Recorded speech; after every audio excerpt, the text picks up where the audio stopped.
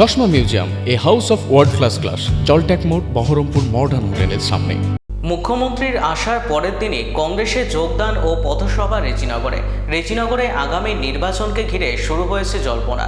গতকাল রেজিনগর বিধানসভায় মুখ্যমন্ত্রী তকিপুর হাই মাদ্রাসায় রাজনৈতিক জনসভা করে গিয়েছেন। ঠিক তার পরের দিন রেজিনগর বাসস্ট্যান্ড এলাকায় ভারতীয় জাতীয় কংগ্রেসের ডাকা একটি পথসভা ও যোগদান সভা অনুষ্ঠিত হলো। এই সভায় উপস্থিত ছিলেন কংগ্রেসের নেতা অধীর রঞ্জন চৌধুরী, রেজিনগর ব্লক কংগ্রেসের সভাপতি হাফিজ উদ্দিন শেখ। পাশাপাশি এই জনসভা থেকে প্রায় 1000-এর অধিক কর্মী আমজনতা উন্নয়ন পার্টি এবং তৃণমূল থেকে যোগদান করলেন কংগ্রেসে।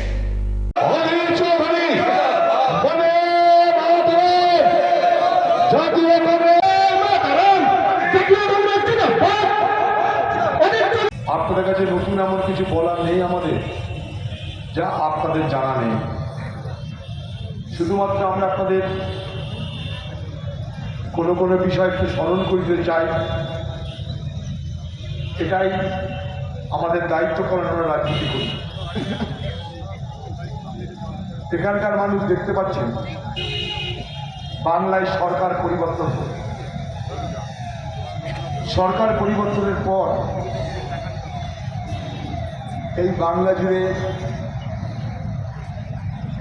মানুষের নানা আলোচনা, নানা ভ্রান্তি, মানুষের মধ্যে নানা বিতর্ক শুরু হয়ে গেছে এবং সেই বিতর্কের বিষয় আপনারা সবাই দেখতে পাচ্ছেন। পশ্চিমবঙ্গে বিজেপি পার্টি ক্ষমতায় আসা মানে ডবল ইঞ্জিনের সরকার হয়ে গেল।